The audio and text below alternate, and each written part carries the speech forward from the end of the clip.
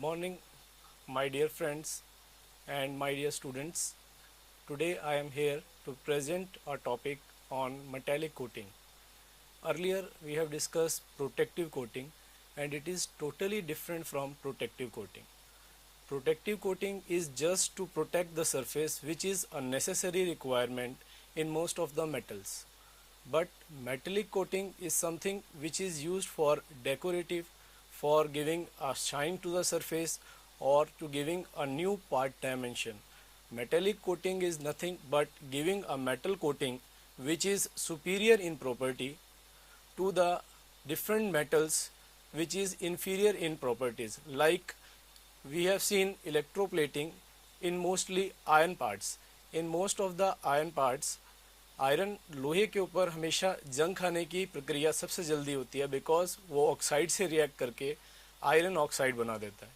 इस चीज़ को बचाने के लिए, इसे कोरोजन रेजिस्टेंट बनाने के लिए हम इसके ऊपर एक सुपीरियर मेटल की कोटिंग देते हैं, जैसे कि निकल, गोल्ड, सिल्वर, ये सारे मेटल एक सुपीरियर मेटल हैं जो ऑक्सीडेशन को प्रिवेंट करते हैं और मेटल की सरफेस लाइफ या सर्विस लाइफ को बढ़ा देते हैं।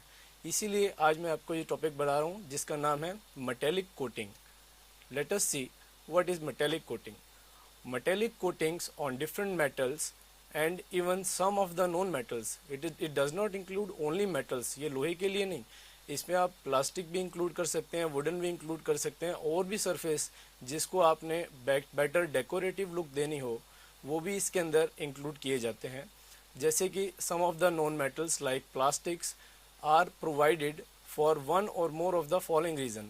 इसकी एडवांटेज क्या है, हम इसको क्यों देते हैं मेटल कोटिंग किसी भी सरफेस को, या हमें क्या ज़रूरत पड़ती है मेटेलिक कोटिंग की। First, to prevent corrosion, surface corrosion. जो मैंने आपको बताया, आयरन हमेशा आयरन ऑक्साइड बनाता है, जिसकी वजह से एक करोजन या जंग लगता है आयरन के ऊपर।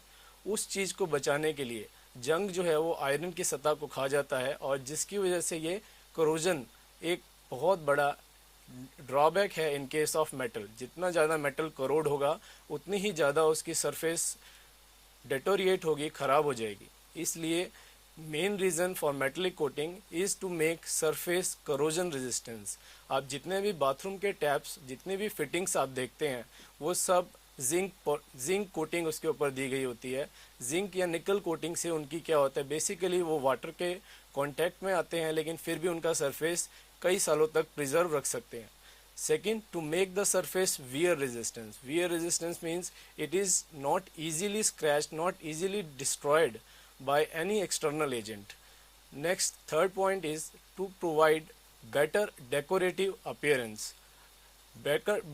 Decorative appearance means it should look nice. जो भी एस्थेटिक लुक है मेटल की या प्रोडक्ट की, वो सिर्फ मेटेलिक कोटिंग के कारण, उसके ऊपर जितनी बेटर सरफेस कोटिंग होगी उतना ही बेटर आपका प्रोडक्ट सेल ऑफ होगा मार्केट में। Fourth point is to increase the part size. कई बार क्या होता है, पार्ट की डायमेंशन मोर और लेस टॉलरेंस लिमिट से थोड़ी कम रह जाती है, जिसको पूरा करने के लिए हम उसके ऊपर 2 या 3 लेयर, कितनी भी जितना हमें चाहिए उतना सरफेस की डायमेंशंस में चेंज भी कर सकते हैं, बढ़ा सकते हैं, उसके अंदर फिनिश बेटर ला सकते हैं। To provide painting, it also provide base for painting. कभी भी आप देखेंगे, जैसे कि हमने पीछे डिस्कस किया था कि पेंट्स लगाने से पहले हम प्राइमर कोट लगाते हैं। प्राइमर कोट बेसिकली क्या करता है, बेटर एडहेशन प्रॉपर्टी देता है। इसी तरीके से अगर हम मान लीजिए किसी भी मेटल के ऊपर या आयरन के ऊपर पहले जिंक या निकल की कोटिंग करा लेंगे और उसके बाद उसकी इलेक्ट्रोप्लेटिंग करेंगे, तो surface will be very fine and it generally consist 2 different metals, और उसकी सर्विस लाइफ भी बढ़ जाएगी। तो जब भी हम क्या इलेक्ट्रोप्लेटिंग या मेटलाइज कोटिंग कराते हैं, उसके ऊपर पहले एक बेस मेटल लगाते हैं, उसके ऊपर फाइनल मेटल की फिनिश दे सकते हैं। Third, to make, last point is to make surface thermal. कई बार कंडक्टिविटी चाहिए होती है, जैसे कि आप जानते हैं प्लास्टिक एक नॉन कंडक्टर है, बेसिकली एक इंसुलेटर मटेरियल है, तो उसके ऊपर अगर कंडक्टिविटी चाहिए तो आप इसकी मेटल की कोटिंग दे सकते हो to improve thermal or electrical conductivity of metal. Some of the processes which are used for metallic coatings are very different. Mostly आप लोगों ने जो commonly सुना होगा नाम, वो है electroplating. ये एक most common process है जो हर एक इंडस्ट्री में होता है। आप किसी भी चीज़ से रिलेटेड, जैसे आप गाड़ियों के आप जितने भी स्टिकर्स देखेंगे, जैसे मारुति सुजुकी है, उसके ऊपर भी प्लास्टिक के ऊपर इलेक्ट्रोप्लेटिंग की जाती है। इसी तरीके से प्लेटिंग से रिलेटेड और मटेरियल और प्रोसेस जो है वो है galvanising, anodising, metallising. Metallising means wire metallising. इसके ऊपर वायर को पहले हीट किया जाता है, उसे मेल्ट करके सरफेस के ऊपर स्प्रे किया जाता है। And other processes like powder coating. Powder coating हम जितने भी आपने नॉन स्टिक कुकवेयर्स देखे हैं, उसके ऊपर टेफ्लॉन कोटिंग या एनोडाइजिंग की जाती है, जो कि सरफेस को नॉन स्टिकी बनाते हैं। Let us discuss the first or main process, that is electroplating. It is the process by which the coating metal is deposited on a base metal. देखो इसमें दो मेटल्स होते हैं। First is the coating metal. Coating metal जिस metal की हमें electroplating करनी है, एंड द बेस मेटल वो मेटल जो इस जिसके ऊपर हमने इलेक्ट्रोप्लेटिंग शुरू करनी है। जैसे कि आप देखेंगे आयरन और सिल्वर के अंदर, तो सिल्वर जो है वो बेसिकली क्या हो गया है, कोटिंग मेटल। निकल जो है वो क्या है, कोटिंग मेटल। जिंक सारा क्या है, कोटिंग मेटल। और जो बेस मेटल है वो आयरन हो सकता है, प्लास्टिक हो सकता है, या any other material. It is a process by which the coating metal is deposited on the base metal by passing the direct current. Direct current, it is being DC, which is introduced in the electrolyte solution. Electrolyte solution वो solution जो कि metal ion भी consist करे और उससे related sulphates या nitrates, उसके अलावा जो फ्री साल्ट्स कंटेन करता है, उसी बेस मेटल या उसी कोटिंग मेटल के। जैसे आप अगर कॉपर की कोटिंग चलानी है आपने, तो कॉपर सल्फेट जो है वो इलेक्ट्रोलाइट सॉल्यूशन होगा, क्योंकि वो फ्री कॉपर आयन अपने स्ट्रक्चर में कंसिस्ट करता है, और वही कॉपर आयन आपके बेस मेटल पे डिपॉजिट होते हैं। That is, direct current is passed through an electrolyte solution containing the soluble salt of coating metal. जैसे अभी आप मैंने बताया, कॉपर अगर हमने डिपॉजिट करना है तो कॉपर सल्फेट क्या होगा, एक electrolyte solution. It is the most important and frequently used industrial process method for producing metal coating. Metal coating या इलेक्ट्रोप्लेटिंग जो है इंडस्ट्रियली बहुत इंपॉर्टेंट है, और वो मोस्टली यूज़ होता है। जितनी ज़्यादा आप इसकी सरफेस फिल्म, जितनी ज़्यादा फिल्म की थिकनेस होगी, उतनी ही बेटर मेटेलिक कोटिंग मानी जाएगी। अगर आप इसके ऊपर मान लीजिए 0.04 mm की थिकनेस चढ़ाते हैं, that means it is sufficient, it good better finish. But if you give 0.5 mm, तो वो फिनिश ज़्यादा बेटर है, उसकी क्वालिटी बेटर है, उसकी सर्विस लाइफ बेटर है, और उतने ही ज़्यादा आपके डिफेक्ट इसके अंदर कवर होंगे। क्योंकि आप जब भी दीवारों पे पेंट लगाते हैं, तो बेसिकली दीवार को सुंदर बनाने के लिए, डेकोरेटिव बनाने के लिए ही हम ये पेंट्स का इस्तेमाल करते हैं। इसी तरीके से जब हम मेटल्स के अंदर छोटे मोटे डिफेक्ट्स छुपाना चाहते हैं, या जो चीज़ प्रोसेसिंग के टाइम नहीं छुप सकती, उसको हम मेटेलिक फिनिश से छुपाते हैं। The film is produced which is quite uniform. एक यूनिफॉर्म होना ज़रूरी है, क्योंकि ऐसा ना हो कहीं पे मोटा हो जाए और कहीं पे थिकनेस उसकी बहुत कम हो जाएगी। जहाँ थिकनेस कम होगी या थिन रह जाएगी कोटिंग, वहाँ सरफेस जल्दी डेटोरेट हो जाएगा या जल्दी ख़राब होने के चांसेस रहते हैं। इसीलिए हम कोशिश करते हैं एक यूनिफॉर्म थिकनेस देनी चाहिए, which and having very less pin holes per unit area. The number of pin hole decreases as the thickness of the film increases. जैसे कि बताया अभी कि इसके अंदर जितने ज़्यादा डिफेक्ट्स कम करने हैं, हम उतनी ही बेटर फिनिश या बेटर उसके अंदर फिल्म चढ़ा सकते हैं, उसकी थिकनेस उतनी ही ज़्यादा बढ़ा सकते हैं। It consist of depositing a thin layer of superior metal over an inferior one. As we have already discussed कि भाई जो भी मटेरियल अगर सुपीरियर होगा, तभी वो इन्फीरियर मटेरियल को प्रोटेक्ट कर पाएगा। इन्फीरियर का मतलब ऐसा नहीं है कि मटेरियल ख़राब है, इन्फीरियर का मतलब वो मेटल जिसके अंदर ये प्रॉपर्टीज़ नहीं है। जैसे आयरन के अंदर एक प्रॉपर्टीज़ क्या है कि वो ऑक्सीडेशन बहुत जल्दी कर लेता है, इसकी वजह से उसको करोजन या उसके अंदर जंग लग जाता है। तो हमें इस तरीके का मटेरियल जो है उसको प्रोटेक्ट करने के लिए हम एक सुपीरियर मेटल की कोटिंग देते हैं, and by passing a direct current through an electrolyte solution. The base metal to be plated is usually at the cathode. जो नेगेटिव साइड होगा बैटरी का, उस तरफ हम बेस मेटल को रखते हैं, क्योंकि उसके ऊपर हमने कोटिंग करनी है, और जब भी करंट मूव करता है वो पॉजिटिव टू नेगेटिव। तो it is placed at cathode of the electrolyte cell, whereas anode is made up of coating material। और इनर्ट मटेरियल उस मटेरियल का बना होता है जो कि इनर्ट है या जिस मेटल की हमने कोटिंग देनी है। कई बार हम देखते हैं कि ग्रेफाइट इलेक्ट्रोड यूज़ करते हैं। ग्रेफाइट एक इनर्ट इलेक्ट्रोड है, उसकी कोटिंग नहीं होती, वो सिर्फ हेल्प करता है जो इलेक्ट्रोलाइट सॉल्यूशन के अंदर है। जैसे कॉपर सल्फेट है तो उसके अंदर से कॉपर मेटल के ऊपर चढ़ जाएगा, बट ग्रेफाइट का कोई इसमें रोल नहीं है, it is an inert material.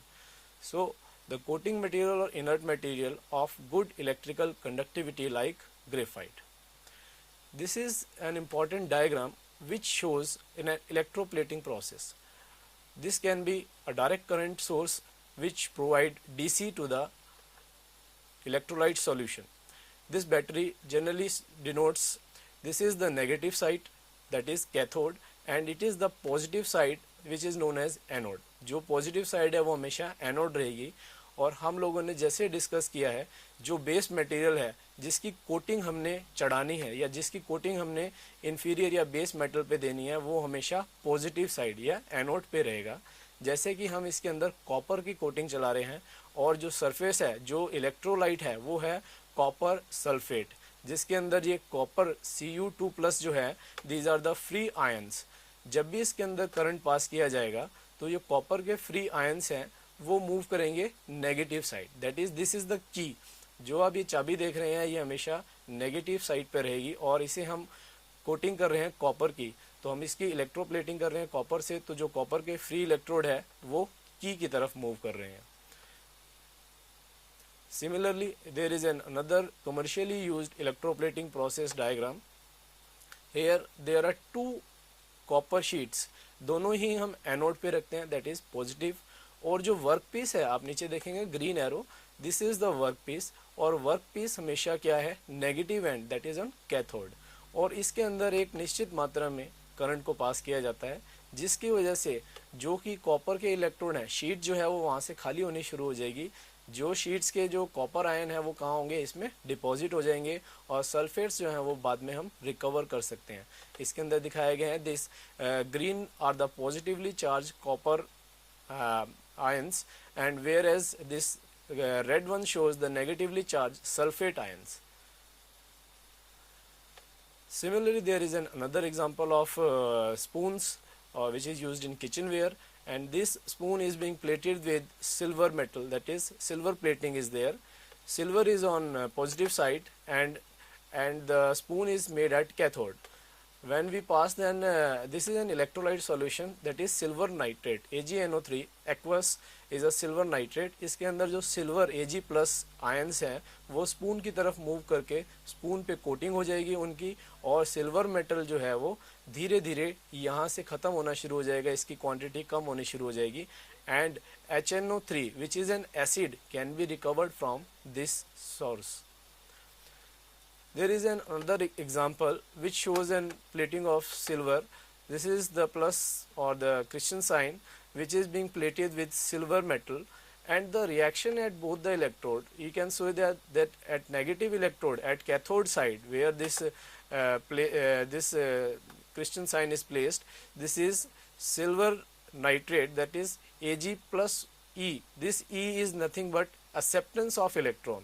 हम यहाँ इलेक्ट्रोड पे कैथोड पे एक इलेक्ट्रॉन को एक्सेप्ट करते हैं और एक सिल्वर जो है इनर्ट मटेरियल बन जाता है। देखिए जिस तरीके से आप इलेक्ट्रॉन एक्सेप्ट करेंगे वो एक इनर्ट मटेरियल, जैसे उसका ऑक्टेट कंप्लीट होगा वो उसके ऊपर कोटिंग हो जाएगा, और at positive that is anode, जहाँ सिल्वर का आपकी रॉड है या सिल्वर की जो प्लेटिंग है, यहाँ से आपके इलेक्ट्रॉन क्या होंगे, लूज होना शुरू हो जाएंगे। The some of the material, ऐसा नहीं है प्लेटिंग के लिए आप सिल्वर निकल यूज़ कर सकते हैं, इसके अलावा हर एक मटेरियल की अपनी विशेषता है, अपनी ही प्रॉपर्टीज़ है जिसके लिए उसका इस्तेमाल किया जाता है। Some of the materials use for electroplating are, that is nickel, chromium, gold and silver. The main objectives on metal is to increase the resistance, as we have already discussed, कि इसके अंदर करोजन रेजिस्टेंस को increase किया जाता है, और chemical attack को prevent करने के लिए जितने भी आप सरफेस या मॉइस्चर अटैक है उसको प्रिवेंट करने के लिए हम यूज़ करते हैं। Third, to improve the physical appearance and to improve the surface properties. Surface properties means finishing of the product, and to increase the decorative and commercial values. On non-metals like plastic and wood, this is generally used to increase the strength, to improve the conductivity and to improve the preservation and decoration of surface of non-metal.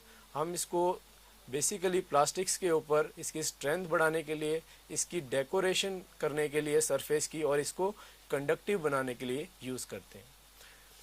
But before electroplating is done, there are certain factors which must be taken into account. These factors are very important. अगर आप कभी भी electroplating कर रहे हैं तो इन factors पे हमें बहुत ध्यान देना है. Now number one is thickness. Thickness आपको ये देखनी है डेकोरेटिव पर्पस के लिए यूज़ हो रही है या सर्विस लाइफ के लिए यूज़ हो रही है. अगर आप डेकोरेटिव पर्पस के लिए यूज़ कर रहे हैं तो एक थिन डिपॉजिट भी काफ़ी रहेगा, लेकिन अगर आप उसकी करोजन रेजिस्टेंस के लिए यूज़ कर रहे हैं तो थिकनेस एक वाइड मोटा कोड होगा, दैट इज़ थिक मटेरियल होगा या थिक कोटिंग होगी उसकी. Second is adherence. Adherence means कितनी उसकी क्षमता है या कितना बेस कोट है, कितनी ज़्यादा उसके अंदर पीलिंग ऑफ इफेक्ट है. अगर आप वीक अडेरेंस होगी किसी भी इलेक्ट्रोप्लेटिंग की तो थोड़े दिन बाद उसकी पपड़ियाँ उतरने लग जाएगी, दैट इज़ आप देखेंगे उसकी स्किन जो है रिमूव होनी शुरू हो जाएगी. This is known as peeling off effect. तो कभी भी आप इलेक्ट्रोप्लेटिंग कर रहे हैं तो कोशिश कीजिए एक बेटर अडेसिव या अडेरेंस प्रोवाइड करने की. Third is the hardness property. जब भी आप किसी भी मटेरियल की कोटिंग करते हैं तो आपको ये देखना है उसकी हार्डनेस वैल्यूज़ क्या है, क्योंकि हार्डनेस वैल्यू रिजल्ट करती है कि वो जो कोटिंग आपने मटेरियल पे की है वो क्रैक तो नहीं हो जाएगी, या वो उसकी मटेरियल की जो सरफेस या केमिकल अटैक है उसे प्रिवेंट भी कर पाएगी या नहीं. तो इसलिए हार्डनेस जो है वो एक इम्पॉर्टेंट फैक्टर है. It is important because it prevents abrasion. Abrasions means घिसने की क्षमता. आप किसी भी मटेरियल को कितना भी घिसें तो उसकी कोटिंग जो है वो फर्स्ट ऐसा है जो हमेशा पहले कांटेक्ट में आएगी. तो इसलिए अगर आप जितना हार्ड मटेरियल चढ़ाओगे उतनी ही बेटर उसकी कोटिंग रहेगी. फॉर एग्जांपल लेड कोटिंग अगर हम करते हैं, लेड अगर मटेरियल है तो उसकी हार्डनेस है 5 to 10 ब्रिनल्स. क्रोमियम के लिए वैल्यू जो है वो 1000 ब्रिनल्स है, जो कि हम लैब से टेस्ट करा सकते हैं और चेक कर सकते हैं. Next is the brightness. ये ब्राइटनेस की कितनी उसके ऊपर बेटर फिनिश आ रही है, कितनी स्मूथनेस है उसकी, उससे रिलेट करती है. Third is the protective value. Protective value कि आप ये देखना चाहते हैं कितना मैक्सिमम एरिया वो कवर कर पाता है, कितना ज़्यादा वो जितने भी पोरस होल हैं उनको कवर कर पाता है या नहीं, उस हिसाब से आप मटेरियल सिलेक्ट करते हैं. अगर किसी मटेरियल की बेटर कवरिंग पावर है तो उसकी हम कहेंगे प्रोटेक्टिव वैल्यूज़ बहुत अच्छी हैं. Next is the throwing power. Throwing power ability of electrolytic cell to give a uniform thickness. अगर आपको एक यूनिफॉर्म थिकनेस चाहिए तो एक बेटर थ्रोइंग पावर होनी चाहिए किसी भी मटेरियल की, जैसे कि आप यूज़ करते हैं जिंक और nickel. These are the better option for good throwing power. Next is the temperature. Most of the electroplating bath solution should be at a temperature close at room temperature. एक room temperature पे plating को use करना चाहिए, लेकिन कई बार different metals के हिसाब से टेम्परेचर डिपेंड होगा. जैसे आप निकल और सिल्वर यूज़ करते हैं तो हो सकता है कि आपको कभी कभी टैंक को वार्म बाथ भी यूज़ करना पड़े. Next is the cleaning of article. That means जो भी आर्टिकल आप प्लेटिंग के लिए यूज़ कर रहे हैं वो प्रॉपरली क्लीन होना चाहिए, प्रॉपरली रिंस्ड होना चाहिए. रिंसिंग मतलब उसे पहले आप केमिकल सॉल्यूशन जैसे टेट्राफ्लोरोइथिलीन है उससे आप धो लीजिए, ताकि जो भी उसके ऊपर डस्ट या ऑयल पार्टिकल्स है वो रिमूव हो जाए. दैट मीन्स आप rough surface should be created before plating. Next is the composition of electrolytic bath. अगर आप low metal ion concentrations use कर रहे हैं then it will give better adherent coating. अगर मेटल की कंसनट्रेशन आप ज़्यादा बढ़ाएंगे, जैसे आप जैसे कोई भी इलेक्ट्रोलाइटिक सॉल्यूशन आप यूज़ करते हैं उसके अंदर जैसे कॉपर सल्फेट है, अगर आपने कॉपर की क्वांटिटी आपने बढ़ा दी, जितने ज़्यादा आप मेटल आयन की कंसनट्रेशन बढ़ा रहे हो उतनी ही क्या होगी आपकी अडेरेंस पावर कम होती जाएगी. इसलिए बेटर है कि एक ऑप्टिमम क्वांटिटी चूज़ करें कॉपर सल्फेट की और जो कॉपर मटेरियल आप यूज़ कर रहे हैं दोनों की. तो क्या है, एक लो कंसनट्रेशन सॉल्यूशन होगा वो क्या करेगा, बेटर अडेरेंस प्रोवाइड करेगा, बेटर स्टिकिंग क्वालिटी प्रोवाइड करेगा. Next is the current density. Is the current पर यूनिट एरिया. किसी भी ऑब्जेक्ट पे आप कितना करंट पास करना है वो भी डिपेंड करता है उसकी यूनिफॉर्मिटी, उसकी डेंसिटी के ऊपर. The next is an important choice और the important factor that is a choice of electrolyte. The electrolyte should be a good conductor. पहली क्वालिटी किसी भी इलेक्ट्रोलाइट की क्या है कि वो एक गुड कंडक्टर होना चाहिए। कंडक्टर नहीं होगा तो उसके आयंस जो है इलेक्ट्रोलाइट में मूव ही नहीं करेंगे। तो जो फर्स्ट एंड फॉरमोस्ट कंडीशन होनी चाहिए दैट इज इलेक्ट्रोलाइट सॉल्यूशन जो हम चूज कर रहे हैं that should be a good conductor, highly soluble and should not undergo hydrolysis, oxidation, reduction and any other chemical changes। जो भी आप कंडक्टर या इलेक्ट्रोलाइट सॉल्यूशन यूज़ करते हैं आप उसमें कोई भी रिएक्शन नहीं होनी चाहिए, कोई भी केमिकल चेंज नहीं होने चाहिए अनटिल एंड अनलेस आप उसके अंदर करंट ना पास करें। Next is it must possess sufficient covering power. Covering power का मतलब एक बेटर प्रोटेक्टिव वैल्यू होनी चाहिए, गुड थ्रोइंग पावर होनी चाहिए।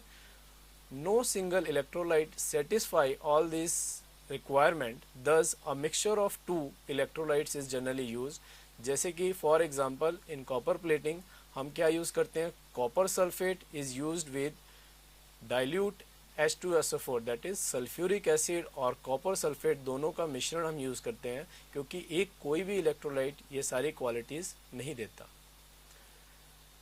Next is a important condition that is the pH of the bath. आपको ये देखना है कि बाथ जो आप इलेक्ट्रोलाइट बाथ यूज़ कर रहे हैं उसकी कितनी एसिडिटी है, कितनी बेसिसिटी है।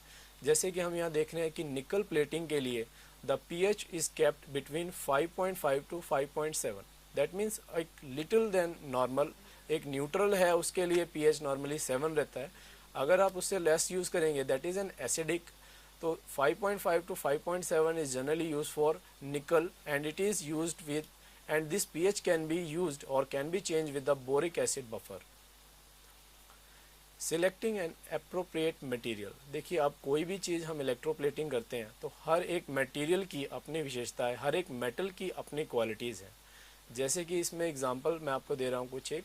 This is first is lead. Lead क्या है, एक सॉफ्ट मटेरियल है लेकिन ये क्या है, इट इज़ वेरी पॉइजनस। इसके अंदर क्या है, एक पॉइजनस इफेक्ट है, इसकी हार्मफुल गैसेज है दैट इज़ लेड ऑक्साइड।